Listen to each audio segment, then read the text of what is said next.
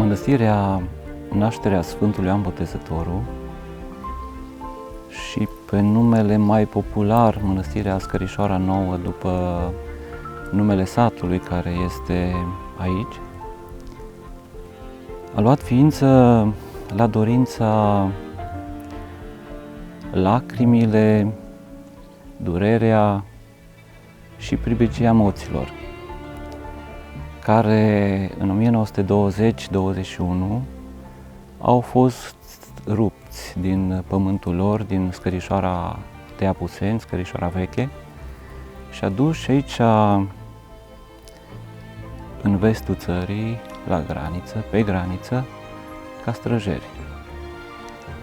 În 1985 au plecat ei la vrednicul de pomenire, Preasfințitul Dr. Vasile Couman, al Oradiei, cu dorința de a înființa o mănăstire pentru a fi mai aproape sau a mulțumi lui Dumnezeu, dar Preasfințitul, în acele vremuri de restriște comuniste, le-a spus: încă nu este timpul, dar va veni vremea.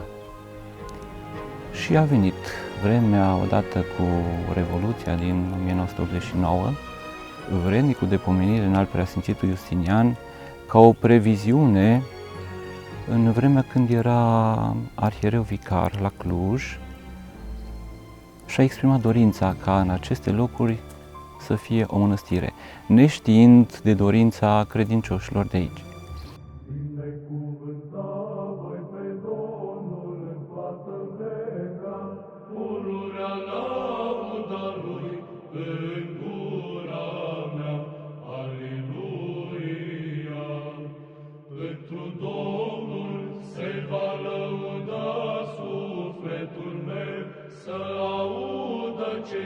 Și să se veselească, Aleluia! Piatra de temelie a acestei mănăstiri s-a pus în 1991 de înalt Preasfințitul Justinian, vrednicul de pomenire.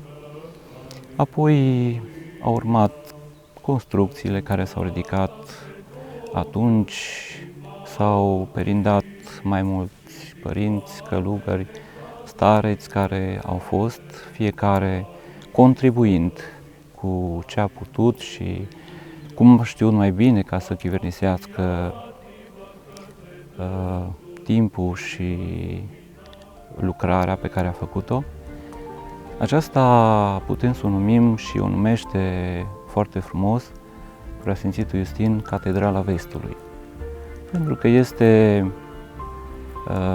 aici, la doar câțiva kilometri de graniță, și stă ca strajă. Până aici este Ortodoxia, de aici încolo începe Occidentul. S-a vrut, dintr-un început, ca acest așezământ monahal să fie în stilul românesc, brâncovenesc. Biserica însăși este după modelul Bisericii Crețulescu din capitală, de pe Bulevardul Victoriei, pentru că am vrut să păstrăm oarecum, începând în anul 2014, construcția bisericii era anul comemorativ al Sfinților Brâncoveni, împlinindu-se 300 de ani de la martiriul lor, și atunci am vrut să aducem ceva reprezentativ din punctul ăsta de vedere. Și, bineînțeles, tot ceea ce este exteriorul bisericii este după Biserica Crețulescu. Ansamblul monahal care este construit, casa monahală s-a dat în folosință în 2011-2012, care cuprinde o sală de mese pentru hramuri, un muzeu al mănăstirii, Muzeul Moților, o bibliotecă care are peste 12.000 de volume și o sală de conferințe și, bineînțeles, chiliile în care locuim noi. În 2010 S-a dat în folosință altarul de vară, care este din lemn de stejar și în stil maramureșan.